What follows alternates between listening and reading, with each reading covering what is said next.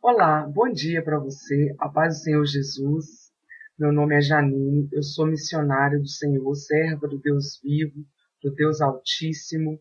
E eu estou aqui para compartilhar com vocês algo que o Senhor me mostrou esta manhã através de um sonho profético que Ele me deu pela misericórdia.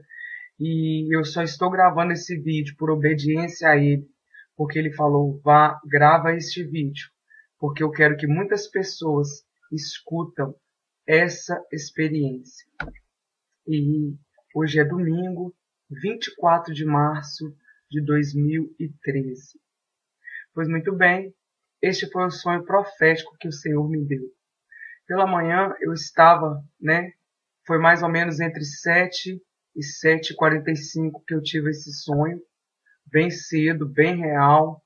Inclusive eu estou indo louvar uma igreja agora cedo, Por isso que eu levantei mais cedo do que eu precisava levantar, porque o Senhor me deu esse sonho e me incomodava para que eu viesse então gravar esse vídeo e enviar esse vídeo para todas as nações do mundo que vai estar vendo, quem vai estar compartilhando. E eu quero dizer para você que a vida de Cristo ela é real. Oh, aleluia. Essa manhã eu sonhei que eu estava numa escola estudando e nessa escola tinha vários alunos aqui nos Estados Unidos e tinha um evangelista que eu conhecia. Nós dois éramos, a única pessoa que eu conhecia dentro dessa escola. Nós estávamos fazendo aula. Então, de repente, o mundo todo ficou escuro e eu, no meu coração, eu sabia que era o arrebatamento. Eu quero deixar bem claro aqui que essa é uma experiência pessoal. Eu não estou dizendo que vai ser assim. É uma experiência pessoal que o Senhor me deu através de um sonho profético, para que então eu pudesse vir através dessa câmera, desse vídeo, alertar o povo de Deus sobre a vinda de Cristo. Então eu estava ali, tudo escureceu e de repente eu me encontrei enjoelhada numa grama e eu sabia que era o arrebatamento. Eu falei, Jesus, tenha misericórdia de mim, Senhor. Não me deixe para trás, porque no meu coração eu sabia que era o arrebatamento da igreja. E de repente eu comecei a ver, a sentir o meu espírito, o meu corpo sair do meu corpo carnal. E quando então eu estava subindo, eu estava falando com o Senhor, Senhor, tenha misericórdia, me leva. E de repente o meu corpo volta, o meu corpo espiritual volta, o meu espírito volta para o meu corpo, se vocês podem bem entender isso. E quando eu me dei conta, o arrebatamento já havia acontecido. E eu fiquei para trás. E eu comecei a chorar. A chorar, a chorar, a chorar, a chorar. E assim foi. O Senhor falava com meu coração. Filha, você e este evangelista que está aí, porque foi o único que eu vi. Depois que o arrebatamento aconteceu, eu olhei, tinha poucas pessoas na sala. Antes tinha várias, e depois tinha poucas. E esse evangelista estava e eu falei para ele, aconteceu o arrebatamento. Ele falou, não, eu não acredito. Eu falei, pode acreditar. E nós ficamos para trás. É muito triste, foi uma experiência muito dura, que o Senhor permitiu que eu passasse, para passar para você, igreja do Senhor, que é tempo de acordar. Não é hora mais de brincar. E depois eu vou explicar essa experiência. O que o Senhor me falou, eu vou contar ela e depois eu vou explicar o que o Senhor me revelou. E assim foi, eu falei com este evangelista, o arrebatamento é real e nós ficamos para trás. Então de repente nós saímos dessa sala e entramos na sala ao lado. E a sala ao lado ninguém se deu conta do que estava acontecendo. A sala estava cheia do mesmo jeito, não tinha acontecido nada. Muitas pessoas estudando. Eu entrei naquela sala e eu falava com eles The Rapture, eu falava inglês com eles, eu sabia que eu estava num país diferente, aqui nos Estados Unidos, que é onde eu resido hoje. E eu falava, Jesus came and rescued and the church. Jesus came and the rapture was real and we are left behind. meu inglesinho, né, mais ou menos.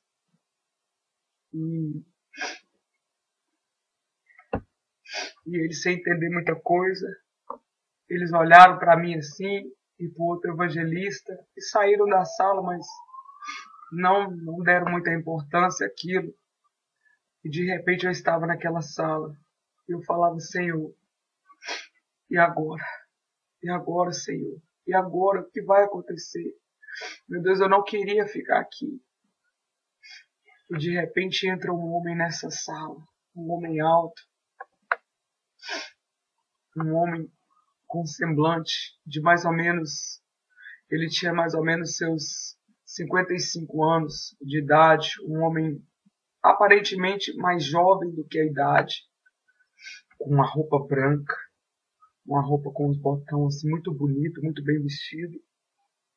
E eu olhava assim para a televisão para procurar notícia, que eu sabia que já ia começar os jornais falar sobre o desaparecimento de pessoas, porque nós sabemos que assim vai acontecer. Muitas pessoas desaparecendo. E eu olhei para aquele homem e eu sabia que aquele homem era o anticristo. E eu falei para ele assim: quem é você?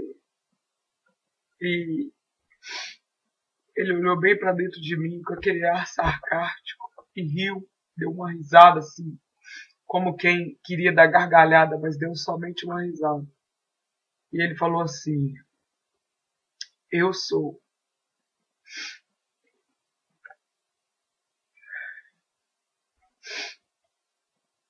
Perdoa, irmãos. É uma coisa muito profunda. E ele falou comigo assim: eu sou os dois. E quando eu olhei para ele, eu falei: os dois? Como assim os dois? E quando ele ia falar comigo que ele era o anticristo, e eu não entendi o porquê essa mensagem, os dois. Mas vão ser os dois que vão estar enganando a terra, que vão estar enganando essa geração que está desapercebida. E eu acordei desse sonho. Eu olhei para o lado e vi meu esposo. Então eu falei: Senhor, meu Deus, obrigado por isso ter sido só um aviso. E eu fui correndo ao quarto do meu filho, porque nós sabemos que as crianças serão arrebatadas. Eu vi que o meu filho ainda estava ali dormindo. E eu falei assim: Senhor, por que esse...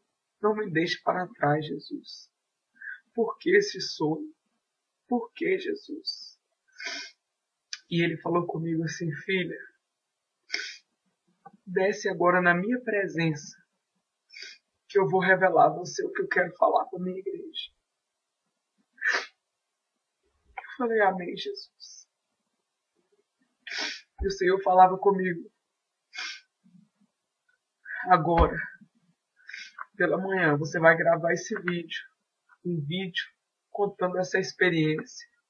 Eu falei: Senhor, mas eu tenho vergonha, muitas pessoas vão estar assistindo. O Senhor falou: vai e faça o que eu estou te mandando. Eu falei: amém, Jesus.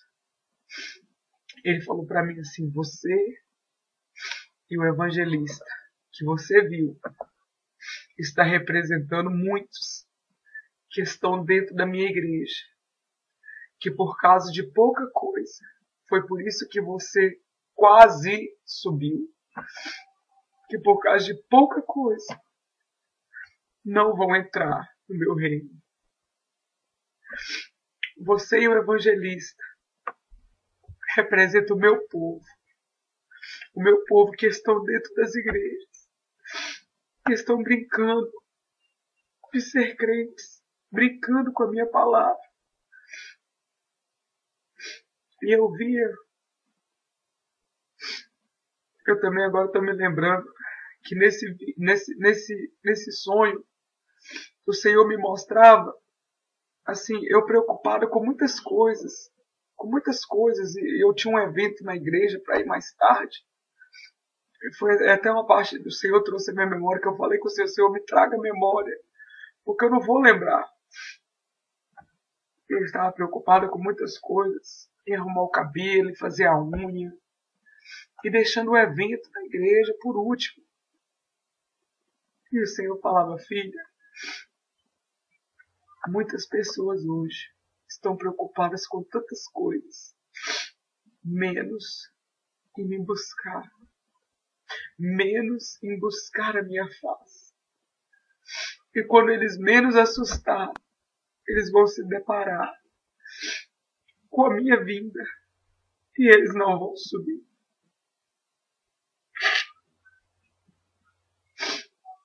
E você e o evangelista representam esse povo, o meu povo, que estão dormindo, que estão desapercebidos. Filha, não é tempo mais, não é tempo mais de brincar por causa de pequenas coisas. Meus queridos, falta de perdão.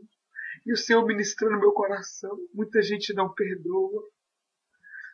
Pessoas lutando por fama dentro da igreja. Pessoas querendo ser famosas.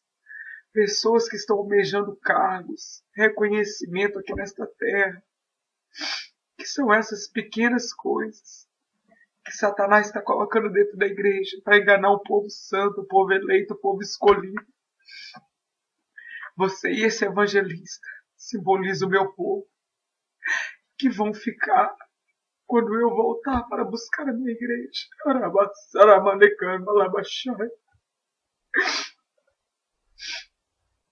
A minha vinda é real e mais próxima do que muitos estão pensando. Filha, vá então e envie essa mensagem às nações.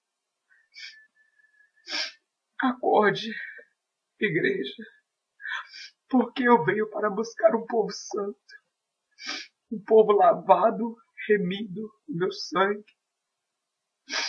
E o Senhor falar santidade no meio do meu povo. Satanás tem enganado o meu povo com pequenas coisas. Satanás tem enganado o meu povo com coisas insignificantes. Pouca coisa, igreja. É pouquinha coisa que o Senhor falava comigo. Que aqueles que estão praticando não vão subir. E que a mesa ela está preparada para aqueles que estão com as vestes limpas, as vestes santas.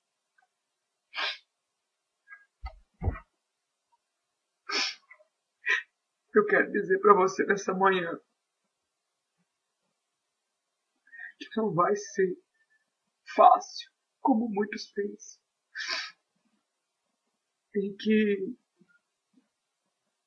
você, nessa manhã, possa atentar os seus ouvidos para que o Espírito Santo de Deus diz à igreja nesta manhã, neste dia 24 de março de 2013. A vinda do Senhor está próxima. Ele vem para buscar uma igreja lavada, remida no sangue do Cordeiro. E eu quero dizer para você nessa manhã, em nome de Jesus Cristo, oh aleluia, volte para o Senhor. Se você está afastado dos caminhos do Senhor, volte para o Senhor enquanto há tempo, porque a vida do Senhor ela é real. Em nome de Jesus Cristo eu te peço, escute o que o Senhor está usando a minha vida pela misericórdia dele para falar contigo nesta manhã. Por causa de pequenas coisas, muitos não vão subir. Muitos que estão achando que vão subir não vão subir. E é terrível quem vai ficar aqui neste lugar. Igreja, esse é um recado de Deus para vocês nessa manhã. Não é tempo de brincar. Santidade no meio do povo de Deus. A glória é dada ao Senhor. Em nome de Jesus. Que você possa receber essa palavra profética nesta manhã de domingo. E mudar aquilo que na sua vida precisa de mudança. E mudar aquilo que precisa ser mudado. Em nome de Jesus Cristo. Em nome de Jesus. Ainda há tempo. Ainda há esperança. Ainda há esperança para você. Tenha misericórdia. Tenha misericórdia, Senhor. Meu Deus, tenha misericórdia. E eu te digo nessa manhã, fique firme com o Senhor. Se você ainda não conhece esse Deus, eu quero te dizer, procure uma igreja mais próxima de você. Uma igreja onde a palavra do Senhor é pregada em espírito e em verdade. Pessoas que têm compromisso com a obra de Deus, com a palavra do Senhor. Pessoas que têm a vida no altar. Procure uma igreja mais próxima de você. E aceite o Senhor Jesus no seu coração. Porque Ele vem. E seja como aquela parábola das 10 virgens. Seja como as 5 prudentes. Que estavam, aleluia, preparadas para receber o noivo. Porque ninguém sabe o dia e nem a hora que o Senhor virá. Tenha um bom dia, um dia de vitória. E passe esse vídeo para quem você conhece que está afastado dos caminhos do Senhor. Porque eu não estou aqui brincando com a palavra do Senhor que é santa. Eu não estou aqui brincando. Eu estou fazendo aquilo que o Senhor mandou eu fazer. Porque Ele é santo. Ele é digno. Em nome de Jesus, eu abençoo a sua vida. Em nome de Jesus. Amém. Eu quero saber se alguém chegou a pensar em alguma pergunta, formulou alguma ideia, algum compartilhamento sobre a questão ministério, chamado. Dúvidas acontecem, experiências existem. Temos alguém que queira compartilhar alguma coisa? Não? Tem perguntas aí? Por favor, então. É uma pergunta do Carlos. Ele diz assim: teria um porquê o texto da chamada de Isaías, ao qual lestes, começar dizendo: no ano em que morreu o rei Uzias? Há alguma revelação para com o chamado de Isaías, considerando o fato de Uzias ser amigo de Isaías e ser primo de primeiro grau, segundo alguns teólogos e estudiosos dizem? O ter morrido com lepra por querer ter outro ministério dos sacerdotes e o fato dele ser soberbo, se não for atrapalhar, comente sobre soberba e o fato de querer ter outro ministério. O que acontece esse Uzias, né? Nós vimos aquela questão de quando tentou entrar no templo e oferecer o incenso. Não era ofício dele, ou seja, não era o que dele? Não era ministério dele. Não era esse o chamado dele. Os sacerdotes falaram assim: amigo, tu é rei, rua daqui. Tu estás profanando o santuário do Senhor. Você não pode nem pisar aqui. Mas eu sou o rei. Não importa o que nós sejamos, importa a permissão de Deus que nós temos. A permissão para fazer. Ele queria fazer algo ruim? Não. Ele entrou com o intuito de louvar a Deus, adorar a Deus. Ele foi acender incenso. Isso ia engrandecê-lo mais em alguma coisa? Não, o homem já é rei. O que mais que ele ia receber? Ele tem autoridade, tem recurso, vive num luxo inigualável. Se quiser gente para botar comida na boca dele, ele tinha. Gente para dar banho nele, ele tinha. Não tinha falta de nada, o homem é o rei da nação. Mas o que pode ter faltado para Uzias foi o entendimento que ele não foi votado, o país não é democracia, ninguém tem título de eleitor, ele é rei por uma questão ministerial. Ministério é aquele que recebe de Deus. Então, qual foi o ministério que ele recebeu? Do rei? De administrar a nação. Ele administrava o quê? Os impostos. Ele administrava as construções. Tudo aquilo, os aquedutos, né? As represas, furar poços. Ele administrava isso. Agora, ele não tinha autoridade para administrar o templo. Por quê? Porque ali no templo o ministério já era de outras pessoas. Já eram dos descendentes de Levi, Arão. Então, ministério é isso. Não importa nem o meu bom coração. Vou acender o incenso para glorificar a Deus.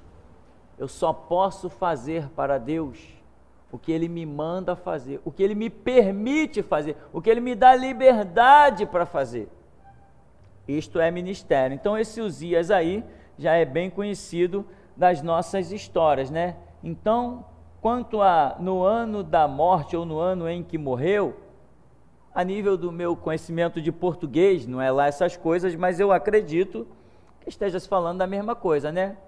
Uma versão bíblica, no ano da morte do rei Uzias, ou no ano em que morreu o rei Uzias, eu não vejo diferença nenhuma em princípio, né? Por que eu falo em princípio? Porque às vezes na Bíblia as coisas parecem ser tão óbvias, mas eu já vi mudanças de palavras dentro, ordens de palavras dentro de frase, eu já recebi revelações de Deus nisso. Por isso que eu estou dizendo, em princípio não parece ter nenhuma diferença. Muita gente pode dizer assim, não, mas é claro que não tem nenhuma diferença. Epa, mas as minhas experiências me falam diferente, então eu tenho que falar conforme as minhas experiências. Cada um fale conforme as suas. Eu já peguei versões bíblicas, li texto numa versão bíblica. Quando eu fui ler em outra versão bíblica, só porque palavras estavam trocadas de posição, sem alterar o sentido da frase, naquela situação, o Espírito Santo falou comigo. Então, eu gosto de andar com muita calma, passo a passo, tranquilão, que eu sei que assim os meus erros, eles recebem uma possibilidade de acontecer muito mínima. Acontece, os meus erros acontecem, afinal de contas, sou humano. Eu não estou aqui ostentando cadeira da infalibilidade. Eu não sou papa, né, irmão? Infalível é ele, eu não, eu sou falho. Eu sou pecador e preciso de um salvador. Ele não, ele é infalível, ele não precisa de um salvador. Mas nós que admitimos que somos falhos, também admitimos que precisamos de um salvador. Amém? Então aqui, ele diz, estava sentado sobre tal, e ele manda comentar sobre o que ele falou? Orgulho? Soberba. A soberba, o que é a soberba? É aquela pessoa irredutível, aquela pessoa que cria uma opinião e ela não admite que alguém tenha uma opinião que extingua a dela. Isso é uma coisa horrível. Por exemplo, o que é uma soberba? Eu já ouvi uma pessoa falar a seguinte frase: eu não quero saber de religião, eu sou uma pessoa muito inteligente para acreditar nesse negócio de religião. Que Deus nada, o mundo veio de uma explosão.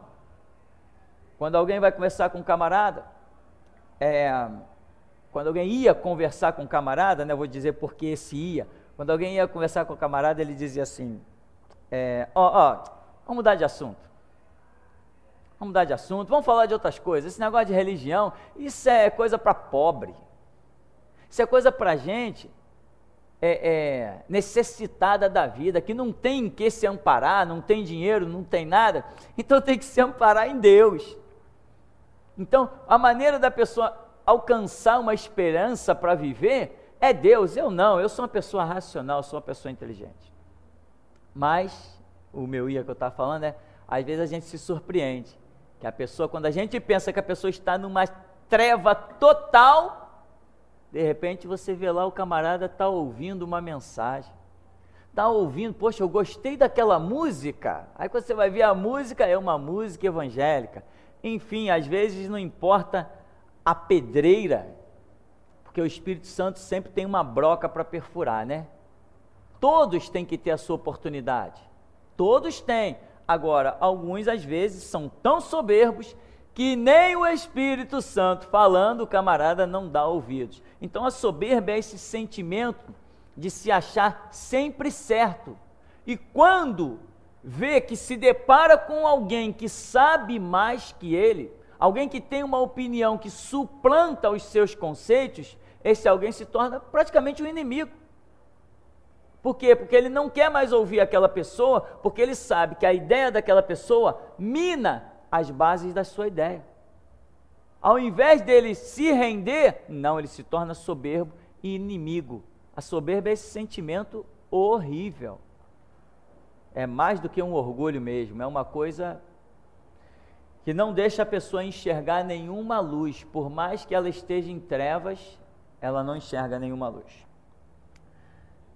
Bom, tem mais perguntas aí? Não. Então, aqui na igreja tem? Não. Então, irmão, eu queria ver o seguinte com você. Você acabou de ouvir aí, eu coloquei um testemunho, não tinha plano disso não.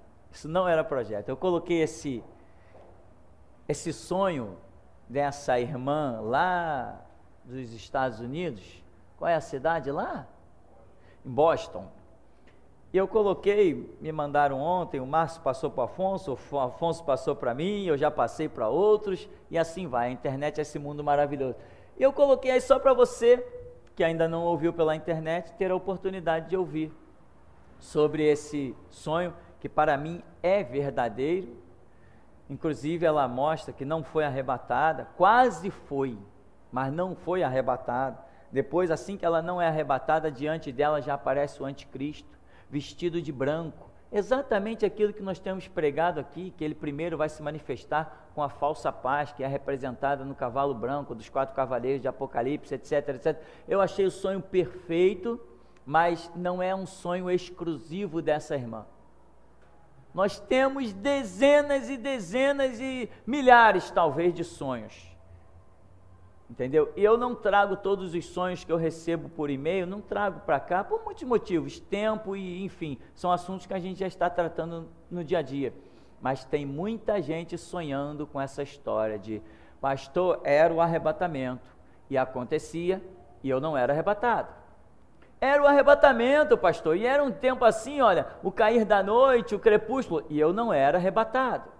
E pastor, e acontecia o seguinte, tinha um movimento, e quando eu saía na rua, uma perseguição terrível, eu entendia que tinha havido arrebatamento, e eu não era arrebatado, e eu não era arrebatado, eu não era arrebatado, eu não era arrebatado, eu não era arrebatado, eu não era arrebatado, eu só ouço isso, eu não era arrebatado. Será que Deus está usando um critério tão terrível que ninguém vai ser arrebatado? Eu diria que não. São as pessoas que precisam entender que no caminho que estão andando, não serão arrebatados. E depois de fechar essa porta, essa era que está para se fechar com o arrebatamento, virá uma era terrível. Haverá salvação ainda? Haverá. A salvação, só que a salvação não vai ser mais pela graça, vai ser pela cadeira elétrica, vai ser pela guilhotina. Bendita guilhotina, bendita cadeira elétrica nessa época. Mas se a porta da salvação vai ser essa, não vai existir outra. E vê como no sonho dessa irmã aí, quando ela é um arrebatamento, eu não fui, logo ela via aparecendo o anticristo já cercando, aparecendo diante dela, tipo assim, vai fugir para onde? Depois do arrebatamento, não existe mais fuga para a igreja que não for arrebatada. Só existe a porta da morte. Muitos, como diz a última trombeta, aquela visão maravilhosa da última trombeta, muitos não resistirão à pressão, às torturas, em ver os seus filhos serem levados, em ver a sua esposa ser levada, em ver as maldades que vão ser feitas com os seus familiares. Muitos não vão resistir e vão negar a Jesus Cristo. Né? Não é fácil encostar a polícia na tua porta e dizer assim, meter o pé na porta, arrebentar com tudo, pegar a tua mulher, levar. Você não sabe de nada. Quando a sua mulher volta contando horrores e mais horrores. Daí a uma semana, vem eles de novo, mete o pé na porta e diz, vamos levar tua mulher de novo. E aí? Quantos vão conseguir ser firmes num período em que a graça de Deus não vai existir, em que você vai ter que ser salvo pela força do braço? Ou seja, o que eu quero dizer com força do braço? Com uma convicção que você tem que morrer, tem que sofrer, tem que padecer, porque não existe outra porta. Você não foi no arrebatamento, agora não adianta. Jesus me leva. Não, foi uma vez só. Senhor, tem misericórdia. Não, misericórdia eu já tive até o arrebatamento. Porque a misericórdia triunfa do juízo, mas o juízo é sem misericórdia. Então, irmão, cá entre nós, se esforce. As pessoas que estão aí na faixa dos seus 30 anos vão ter que passar pelo arrebatamento. Isso é certo. Talvez os que têm aí 40, eu não vou nem dizer 40, mas 38, 39, estou tentando escapar, né, irmão? 38, 39, tal, 40, vou botar 40. Irmão, se não é 98%, se não é 100%, pelo menos 98%, você vai passar pelo arrebatamento. Você precisa entrar pela porta do arrebatamento. Mas eu sempre disse, só será arrebatado, agora deixa eu botar a minha loucura para fora, né? Porque quando me ouvem dizer isso, no mínimo que podem dizer é que eu sou louco, que eu sou maluco. E eu estou dizendo, só será arrebatado aquele que fizer parte da visão da restauração. O que é a visão da restauração? É o meu ministério sobre a terra. Quem não fizer parte, eu não disse fazer parte da minha igreja, eu não disse ser membro da minha igreja, eu estou falando de entender este mover ministerial que Deus trouxe sobre a terra, que começou comigo. Quem não fizer parte desta visão ministerial, não é da minha igreja, é da visão ministerial que o Espírito Santo trouxe. Quem não fizer parte desta visão não será arrebatado. Olha essa missionária, faz seminário, né? Irmão Afonso mandou os trabalhos para ela, do seminário 1, um monte de coisa. Sabe qual foi a resposta dela? Ah, irmão, eu agradeço aí ao amado, mas eu já faço um seminário aqui em Boston. Não é capaz de enxergar que está fazendo o seminário em Boston e Deus está mostrando que ela não vai. Está fora. Acorda, cega. Desperta. Não está vendo que tu não vai ser arrebatada? Está fazendo seminário em Boston, prega em tudo que é igreja, organiza trabalhos, faz teatro, vai evangelizar, faz tudo, e Deus está mostrando, você ainda não tem condições de ser arrebatado. O que falta para ela? Ela já está no nível máximo da visão da antiga dispensação, ela precisa agora mudar de dispensação. Se não mudar de dispensação, pode ser o máximo. Na dispensação passada, não tem arrebatamento. Arrebatamento é exclusivo para a voz da restauração, para a denúncia das apostasias. Então, que fique registrada a minha loucura, mas não esqueça que a Bíblia diz que nem mesmo os loucos errarão o caminho. Vai ver que mesmo louco eu achei esse caminho, né, irmão? Quem tem ouvidos para ouvir, ouça.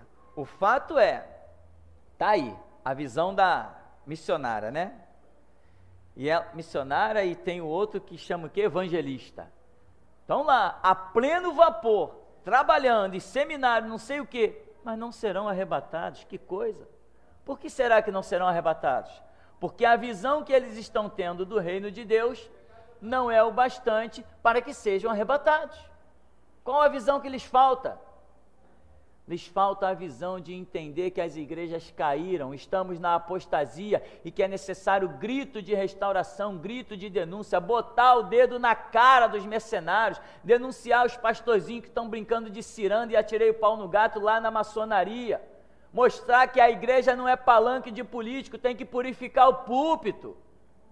Quem não tem essa visão, meu irmão, está frito, não vai a parte alguma, vai nadar e vai morrer na praia, na beira do arrebatamento.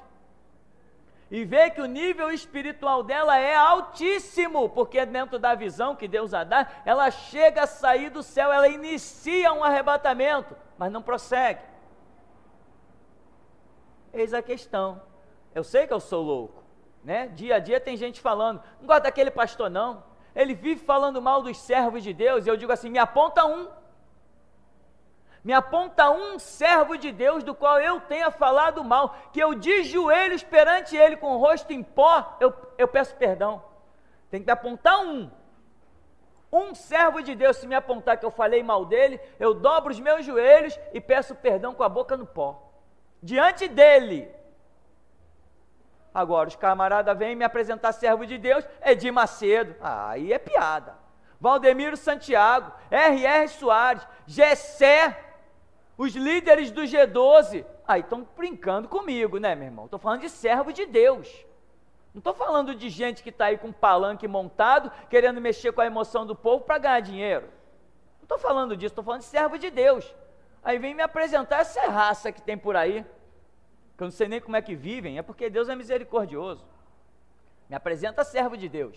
Se me mostrar um servo de Deus do qual eu tenha falado mal, e esse aí é servo de Deus, realmente eu vou lá, bato na porta dele, me ajoelho para pedir perdão a ele. Agora, não vem me apresentar essa raça que está por aí, não vem me apresentar os pastores assembleianos, não vem me apresentar o Wellington Menezes não sei de quê, o líder lá das organizações da ONU, chefe das Assembleias de Deus, não vem me apresentar um homem desse, não vem me apresentar essa raça, não vem me apresentar os pastorzinhos presbiterianos, os pastorzinhos batista, não vem me apresentar essa gente, me apresenta servo de Deus. Agora, eles acham que eu falo mal. Eu falo mal não, eu falo que meu Deus me manda falar, se é mal ou bem não me interessa, me interessa que seja a vontade do meu Deus. Então, irmão, essa situação aí é a realidade dura, como nós estávamos falando, e vamos continuar um pouquinho ainda, ministério. O que é o nosso ministério hoje? O que é Geração Jesus Cristo? Irmão, nós somos a voz da restauração, chamados também o último grito, ou ainda o prenúncio do grito da meia-noite. É isso que somos, conforme Mateus capítulo 25, é isso que somos, e ponto final. Quem quiser ir para a Bíblia e descobrir a verdade, que vá, quem não quiser, meu irmão, quem quiser me ouvir, que ouça, quem não quiser me ouvir, que não ouça. Eu vou botar aqui, eu sou o último Elias, eu sou o último restaurador da igreja de Jesus Cristo, eu sou o último, não vai acontecer outro depois de mim. Quem quiser trabalhar, vai trabalhar junto comigo, depois que eu sair, acabou. Tudo que precisa ser ensinado, pregado, escrito para essa era, vai ficar deixado por mim, e acabou a história.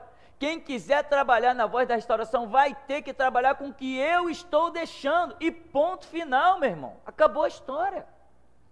Sou maluco, sou louco sim, mas deixa eles olharem para a minha vida de cada dia que passar, e eles vão ver o resultado da minha loucura, enquanto que eles são tão sábios, tão instruídos, e estão fechando suas igrejas, são tão sábios, estão encontrando problemas financeiros. Ora, não me faça rir, problema financeiro na igreja de Jesus Cristo, problema financeiro para quem é dono do mundo, do planeta, do universo, fala sério, só se não tiver ministério. Eu tenho, não tem ônibus passando nessa porta, aqui uma vez minha mãe deu esse terreno aqui para alguém abrir igreja, o camarada disse assim, não, esse lugar aqui não serve não, é difícil para as pessoas chegarem.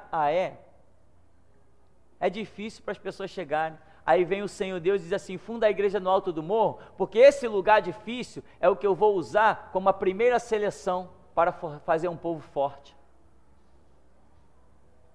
Está aí o resultado, está aí a resposta. Você foi alcançado de uma maneira tremenda, e meu irmão, não estou nem preocupado com amanhã, nem com nada, eu estou preocupado apenas em obedecer ao meu Senhor Jesus.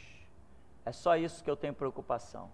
Agora, sou louco sim, mas estou muito feliz na minha loucura, né? E no prazer de servir a Jesus como um louco. Deixa os sábios por aí, né? Os sábios estão fechando igreja, tem uma turma aí que trabalha aí pelo Santo Cristo com igrejinha aberta há anos, não vai para canto nenhum, não consegue nada, não consegue botar um tijolo, aí vem lamentar: poxa, o povo do Santo Cristo é um povo de coração duro. Ah, por quê? O teu ministério é no Santo Cristo? O meu ministério não é no Santo Cristo. O meu ministério é para alcançar os 4 cantos da terra. Agora, se o camarada acha que tem um ministério no Santo Cristo, já dá para ver que nem ministério ele não tem, ele está limitando a visão de um ministério dentro de um bairro. Isso é visão de quem tem ministério? Eu prego para o mundo, meu irmão, e as pessoas estão por aí. Então, veja bem, pulando esse detalhe aqui, que a gente já fala todo dia, o que vemos? O pessoal estava falando comigo sobre os comentários nesse vídeo dessa irmã aí lá de Boston. E os comentários de várias pessoas dizendo: não, eu também tive um sonho. Também sonhei assim tal, e era o arrebatamento, e eu não ia. Eu também tive outro sonho, era assim, assim, assim, eu também não subia. Ninguém sobe. Por que não sobe? Porque ainda falta para eles alguma coisa. São pessoas que estão dispostas até a dar a vida pelo Evangelho. Isso é muito bom, mas mesmo assim, isso não é o bastante para o arrebatamento. Por quê? Porque tem que mudar de dispensação. Essa dispensação que nós vivemos hoje, ela é um novo, eu diria o último, né? Um novo mover do Espírito Santo sobre a terra. Então existe a dispensação passada, uma maneira de Deus agir com a dispensação passada. Deus hoje trouxe uma nova dispensação. As pessoas têm que mudar da dispensação passada para a nova dispensação. Deus vai arrebatar aqui, nesta nova dispensação. E quem insistir em permanecer na velha ou antiga dispensação, esses não serão arrebatados. Por quê? Porque não se pode negar um novo mover de Deus e permanecer em um antigo mover. Você não pode fazer isso. Você não pode dizer: não, eu não quero isso daqui que é novo, eu quero continuar da maneira antiga. Isso não foi permitido a ninguém. Então a pessoa tem que mudar para a nova dispensação, e a nova dispensação é para poucos, porque ela requer muita valentia. Agora, muitos dos covardes estão ficando lá na antiga dispensação. Não se pode negar um novo mover. A Bíblia diz que o vinho novo é melhor, né? Não se pode negar um novo mover de Deus e permanecer num antigo mover. É isso que nós estamos falando já há um bom tempo, que tem que sair da era da evangelização e entrar na era da restauração. Então, meu irmão, eis a realidade que muitos não querem conceber. Muita gente já ligou para mim: não, eu reconheço que tu fala a verdade, mas eu prefiro continuar levando a minha igreja do jeito que eu sempre levei. Não vai poder continuar levando a sua igreja do jeito que sempre levou. E não adianta tentar esconder dos seus membros a voz da restauração, porque nós estamos metendo o pé em tudo e derrubando tudo que é barreira. Nós trabalhamos com CDs nas igrejas, nós trabalhamos com apostilas que estão rodando por aí afora, nós trabalhamos com a internet, nós distribuímos, tem pessoas no ministério que fizeram cartão com os endereços eletrônicos do ministério e distribuem por aí, são centenas de cartões distribuídos anualmente. Nós estamos na direção de Deus, estamos alcançando todos, e o Senhor já tem mostrado que aonde existir um cristão em qualquer parte do mundo, ele vai ouvir falar de Voz da Restauração e Pastor Tupirani. Ele vai ouvir falar, porque isto é a prova de que somos realmente a última dispensação. É a prova inquestionável. E o resultado é o que se vê hoje. Contatos do mundo inteiro nós temos, acesso nos nossos trabalhos do mundo inteiro nós temos sites preparados todo em inglês e os acessos lá dos Estados Unidos são fenomenais. Aí de vez em quando me liga um pastor, me ligou um de Boston, um pastor de Massachusetts, um outro de outro lugar lá que tem aqueles vales, é Texas, né, que tem aquelas crateras, não sei o que, me ligou de lá. Por quê? Porque não tem fronteiras para o mover do Espírito Santo. Nós vamos chegar aos 4 cantos da terra. E os pastores que não se renderem a este mover, simplesmente vão perder o seu ministério. Simplesmente isso. Então, eis a realidade. Alguém tem alguma pergunta para fazer nesta hora, antes de nós concluirmos e encerrarmos?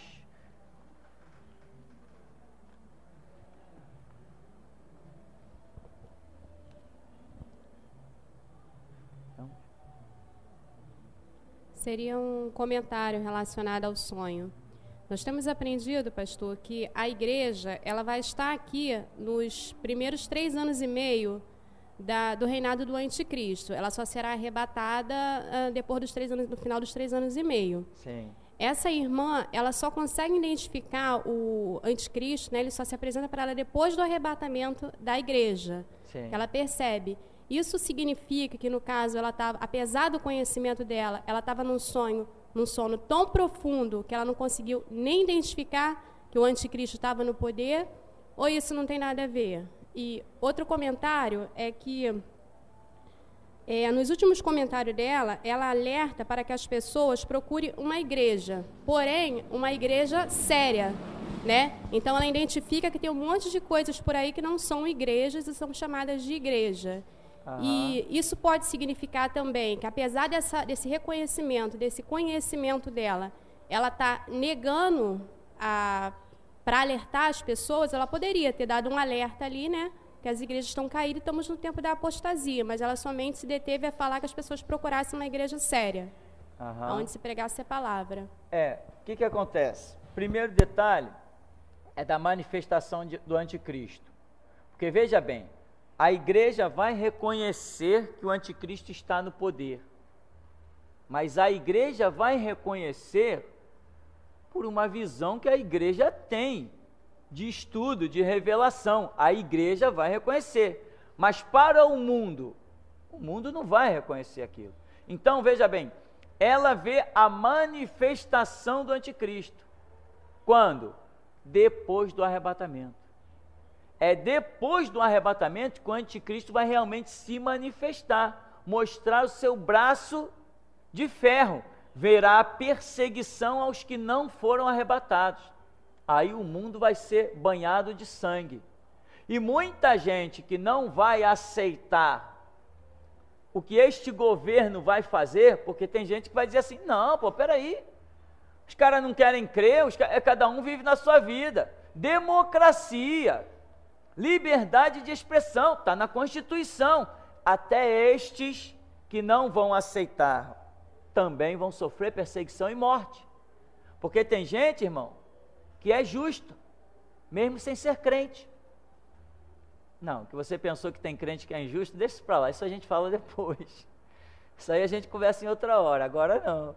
Então, mesmo reconhecendo que o anticristo é um governo mundial, as pessoas não vão reconhecer que é o anticristo. A igreja vai reconhecer. Então ela vê certo, ela vê que primeiro acontece o arrebatamento e depois a manifestação clara que ela identifica o anticristo. E por que ela não identificou antes? Simplesmente porque ela não fazia a voz da restauração. Porque somente uma igreja ousada que diga, Jesus Cristo volta no século 21. Só estes têm condições de entender que determinado governo, a maneira como ele está se conduzindo, ali está o anticristo. Então ela não faz parte da restauração. Ela só cai a ficha da manifestação do anticristo para ela depois do arrebatamento. E olha, eu não acredito que ela acorde, não. É mais uma daquelas que tem o sonho, como eu sempre falei, irmão, sonhos muito mirabolantes. Às vezes é perigoso, né? As pessoas têm sonhos muito grandes, às vezes é perigoso. Pode ser que realmente Deus esteja querendo mostrar algo tremendo, ou pode ser que realmente a vida da pessoa não esteja lá enquadrada tanto. Então, alguma coisa o futuro vai dizer, vai julgar, nós vamos deixar por hora. Outra coisa é a visão de igreja. Ela diz assim: procure uma igreja séria. Ora, isso está provado que ela não faz parte da visão da restauração. Igreja séria? Aonde? Aonde que tem igreja séria? Se você chegar lá e não ver um político lá no púlpito, pode ser até que você comece a achar que aquilo ali é sério. Mas, outra coisa que eu quero dizer para você, não basta uma igreja séria. Como tinha um irmão que falava sempre aqui assim comigo, ele dizia o seguinte: não, eu conheço um homem de Deus. Aquele camarada, ele é muito sincero, ele é muito honesto, ele é de muita dignidade, ele é de muita honra. Meu irmão, tá bom, parabéns. Tem muita gente que é de muita dignidade, muita honra. Eu não quero saber disso. Eu quero saber de quem está andando no projeto de Deus. O que me importa que o cara é digno, é de honra, que não é mercenário, que não é ladrão? Ele está no projeto de Deus? Não, meu irmão. Então não adianta eu me iludir. Então, procure uma igreja séria. O que ela considera uma igreja séria? De repente vai chegar lá um camarada que não é explorador, não é enganador, não é um falso profeta, não é nada disso. O camarada é um camarada de muita dignidade, um cidadão exímio na sociedade. Mas a igreja dele não é séria. Por que não é séria?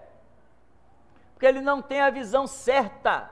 Então a igreja dele deixou de ser séria. Ela já não conduz mais para o projeto de Deus. Tem que estar incluído no projeto de Deus, irmão. A questão é projeto. Não é uma questão simples de eu ser um homem sério, eu não ser um homem mentiroso. A questão é o que eu prego, a questão é o que eu ensino, a questão é como eu mostro para vocês que tem que se conduzir. Nas igrejas por aí, você não entra para ouvir o que ouve aqui. Irmão, prepara o teu filho para a morte. Você não ouve isso. Que isso, preparar meu filho para a morte? Esse pastor é maluco. Ah, sou? Mas é isso que eu vou pregar. Prepare o seu filho para a morte, porque ele tem que estar nesse mover de desejar morrer por Cristo mesmo para poder ser arrebatado. Quando você prepara o seu filho para a morte, você está dando a vida para ele. E por aí pelas igrejas. Irmão, vamos orar por quem está fazendo seus concursos, vamos orar por quem está fazendo, ó, irmão, aqui tem uma prova para fazer, vamos orar, isso aqui vai passar para juiz, vamos orar. Lá em Minas tem pastor recebendo carro de presente, porque orou por uma pessoa que ia fazer prova para juiz, o camarada passou, estudava de manhã, de tarde, de noite, de madrugada, passou, esse aí não precisava nem orar, né, irmão? Passou, aí foi dar um carro de presente para o pastor. Piada, meu irmão. Piada. Aonde que eu vou aceitar um carro de presente de uma pessoa que eu tenha orado? Aonde, meu irmão? Aonde? Mas enfim, detalhes à parte, né? Temos mais perguntas? Não? Bom, então quero fazer, só para finalizar, só para finalizar, meu irmão, eu quero fazer o seguinte: o ministério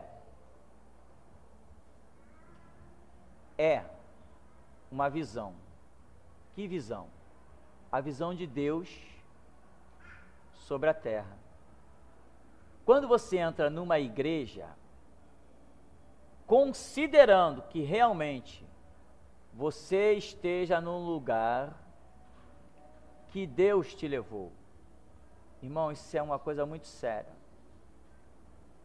Deus mostrou nesse ministério, não mostrou nenhuma nem duas vezes, Deus já mostrou várias vezes aqui, árvores sendo arrancadas, Até o irmão Marco entregou uma visão dessa recentemente, na igreja, para frente de todo mundo.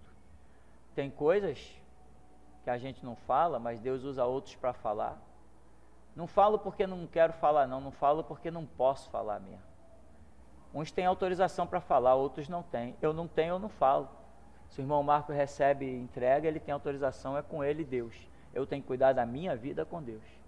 Tem coisas que Deus me mostra e não me permite falar. Se Ele mostrar outros e mandar falar, para mim está ótimo. Amém, irmão? Então, árvores e ainda árvores com raiz. E essas árvores representam, nós sabemos, pessoas. Então, árvores que eram arrancadas. Muita gente diz assim, eu saí da igreja. Não gostei disso, não gostei daquilo. Eu saí, meu irmão, ninguém sai da igreja. Isso é história. É Deus que arranca. Nós temos que ter essa consciência, meu. É Deus que arranca. Arranca como? Porque eu não estou me comportando, o meu comportamento não está sendo devidamente aquilo que Deus quer. Ou seja, eu não estou me associando devidamente com a visão do ministério. Quando a minha visão é diferente da do ministério aonde Deus me levou, eu sou uma árvore que estou prestes a ser arrancada. Quando eu vou para um ministério, eu vou para somar naquele ministério, eu vou para ajudar naquele ministério, eu vou para me render àquele mover do ministério que Deus trouxe na terra através da vida de um homem. Eu não vou para combater, eu não vou para discordar, eu não vou para manifestar a minha opinião dentro de um ministério. A minha opinião eu manifesto lá fora. Mas se eu envolver o ministério com a minha visão, já era, eu sou uma árvore prestes a ser arrancada com raiz e tudo. O que é a raiz? A raiz simboliza pessoas já de tempo na igreja, a raiz simboliza pessoas com uma vida espiritual já desenvolvida, a raiz simboliza pessoas já firmes no ministério, de modo que sequer sairiam mesmo, mas Deus arranca. Então não podemos nos iludir. É Deus quem chama, é Deus quem leva, é Ele que traz, é Ele que leva. É Ele que chama, é Ele que rejeita. E aqui, Geração Jesus Cristo, meu irmão, é um centro de seleção. Leve muito a sério a sua vida espiritual. Então, não envolva o ministério dentro da sua visão ministerial. Fale do que você quiser, não tem nada, mas tome muito cuidado quando você vai falar de um ministério. Por quê? Porque um ministério é um projeto de Deus na terra. E você pode estar falando contra este projeto.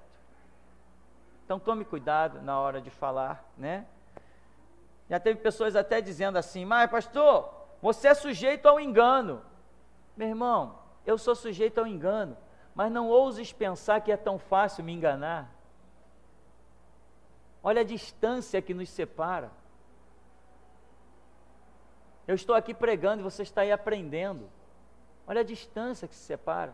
Eu tenho 25 para 26 anos de caminhada no Evangelho. Eu tenho experiência.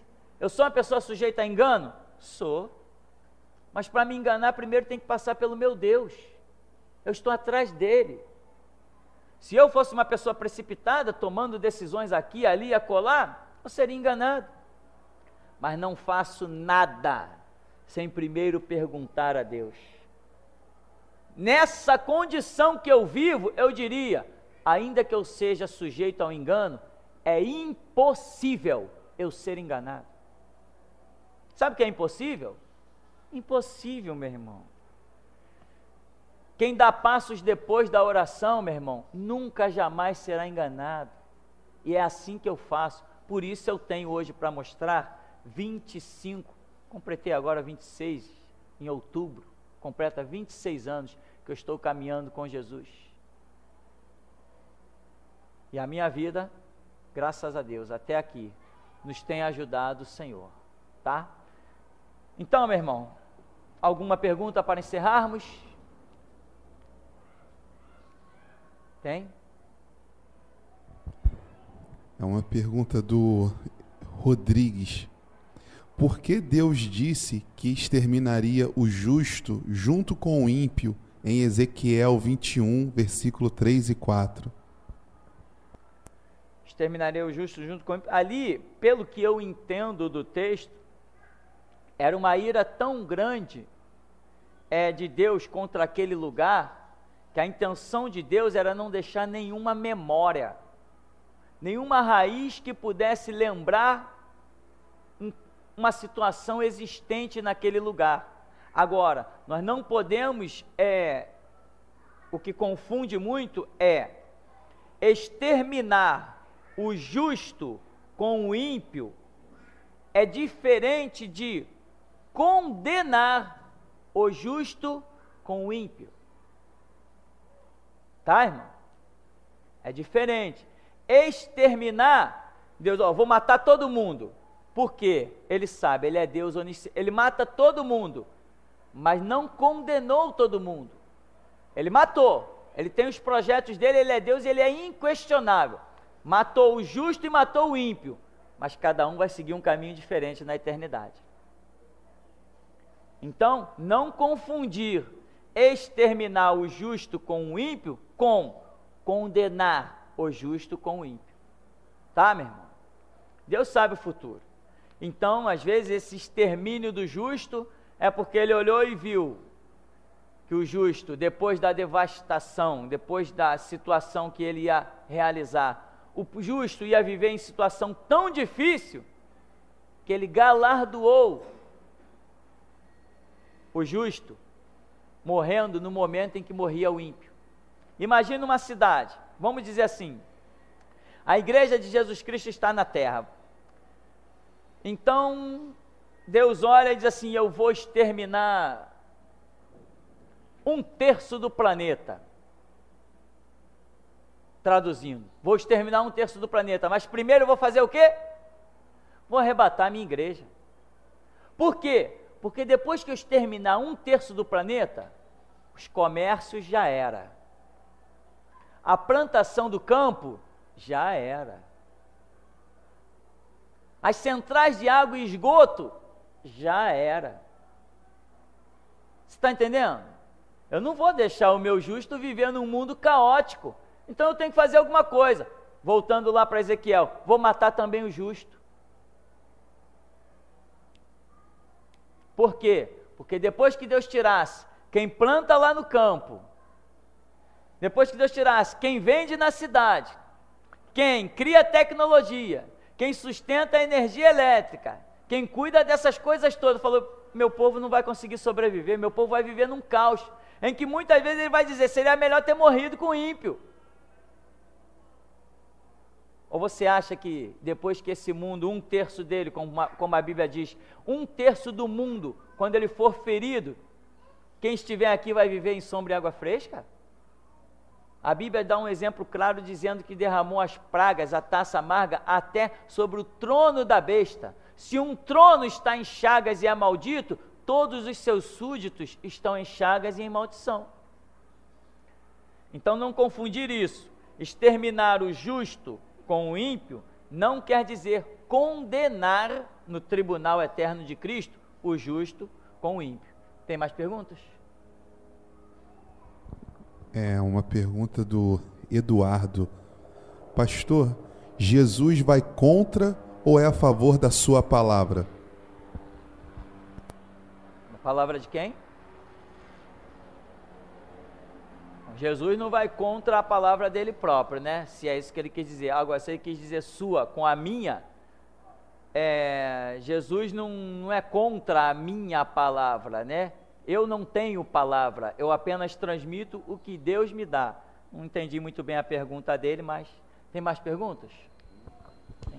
É um comentário aqui de um ouvinte anônimo, diz assim: pastor, toda vez que ouço o Senhor falar sobre o arrebatamento, eu choro por saber que muitos não serão arrebatados, e eu me sinto tão inútil.